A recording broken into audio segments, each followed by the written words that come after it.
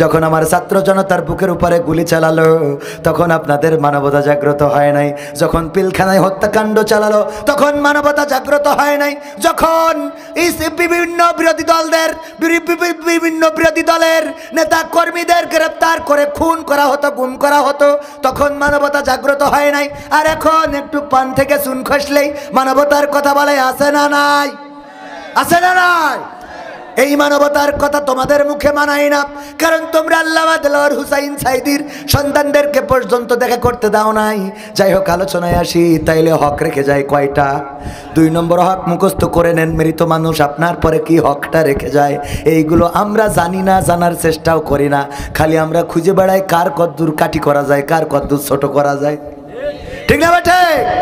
ইমাম সাহেব এই করিছে, মুয়াজ্জিন ওই, তুই কি করিস এইটা দেখ, ওটা দেখি লাভ কি? আছে না নাই? ওগো আমার ভাইরা, 1 নম্বর অতি তাড়াতাড়ি দাফন কাফনের ব্যবস্থা করা। 2 নম্বর তার যে ওসিয়ত আছে সেটা পূরণ করা। 3 নম্বর যদি কোনো ঋণ রেখে যায়, যদি কোনো ঋণ তার থাকে সেই ঋণ পরিশোধ করা, এবং সে যদি কারো কাছে টাকা পায় তাইলে সেটাও দিয়ে দেয়া। 3 নম্বর পয়েন্টে একটু কথা না বললে হবে না। যখন চাচা মারা যাবে অথবা আমার চাচা মারা যাবে, আমার চাচা মারা যাবে, তখন সন্তান ওখানে আছে দাঁড়িয়ে বলবে, ভাইরা আমার বাবা যদি লেনদেনের সময় কারো কাছে ঋণ করে থাকে, আপনারা যদি আমার বাবার কাছে টাকা পেয়ে থাকেন তাইলে আমাদের জানাবেন, আমরা পরিশোধ করে দেব। ওরা তো জানাইতে পারবে, কিন্তু উনি যাদের কাছে পাবে এটা কি উনি আর জানাইতে পারবে নাকি? জানাজার সময় বলতে হবে, আমার আব্বার কাছে যারা টাকা পাবেন তারা আমাদের জানাবেন, আর আমার আব্বা যাদের কাছে পাবে তারা আমাদের দিয়ে দেবেন। কথা কয় না? ওনারটা তো ওনার ছেলেরা শোধ করতে পারবে, কিন্তু আপনি যে লোকটার কাছে ঋণী ওই লোক ছাড়া তো আর কেউ জানে না। ওই লোক তো কবরে চলে গেল। আপনি মারা যাওয়ার আগে এই ঋণটা যদি শোধ না করেন, আপনি মারা যাওয়ার পরে আর তো কেউ জানলো না, শোধও করলো না।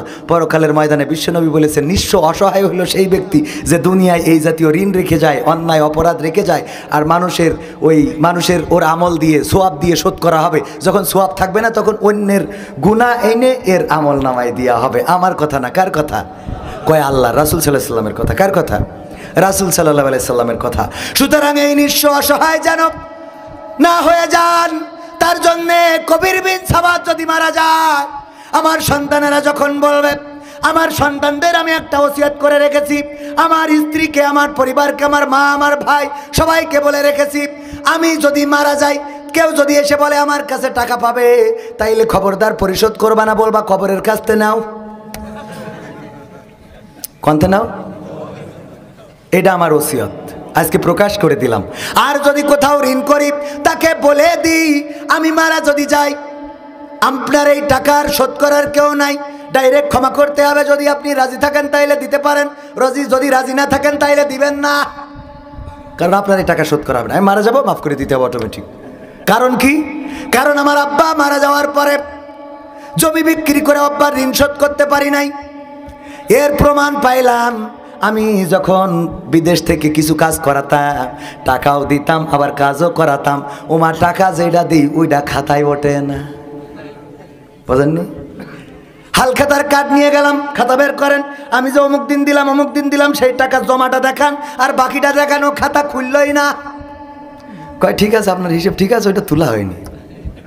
আমি নিজে দায়িত্ব নিয়ে বলছি, একবার দুইবার না, অসংখ্যবার ঘটেছে এই ঘটনা।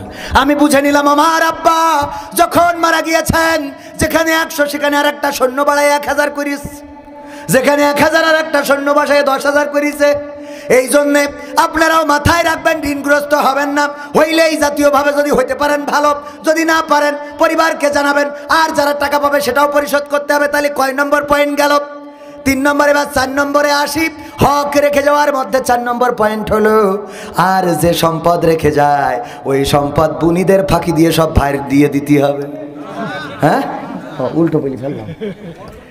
যে সম্পদ রেখে গেল ওই সম্পদ সুষম বন্টন করা, বোনদেরকে অল্প টাকা দিয়ে নেবু, তুই না বু, তোর জন্য আমি জামতলাতে রসগোল্লা নিয়েছি বু, বু তুই হ্যাঁ আছে না নাই?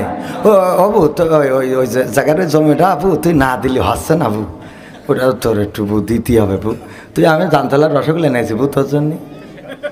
1 রসগোল্লায় বুনো দেখে আরে ভাইরা আমার এত করে বলছে দি, এর নাম না। ডাইরেক্ট আপনার কি করতে হবে, অনেক বোন বলবে যে না বিপদের কথা বলা যায় না, থাক ভাইয়ের সম্পদ নেব না। একদম ডাইরেক্ট বলবেন যে তোর সম্পদ যেটুকু আছে এখানে ভাগ করে তুই নিয়ে যা, তুই দেব নেব না মানে বলে কথা, তোর এটা তো হক, এটা কি হক, এটা তুই নিয়ে নিবি, ডাইরেক্ট তুই নিয়ে নিবি। কে ও মেয়ে জন্মদিনই আব্বা, কথা কয় না। সুতরাং আপনি হুজুর মানুষ বলে একটু পাম ফাম মেরিতে করেন না, ও দরকার নেই, ও করে পরকালের ময়দানে বিপদে পড়ে যাবেন। কথা কি মনে থাকবে? তাইলে 4টা নসিহা গেল।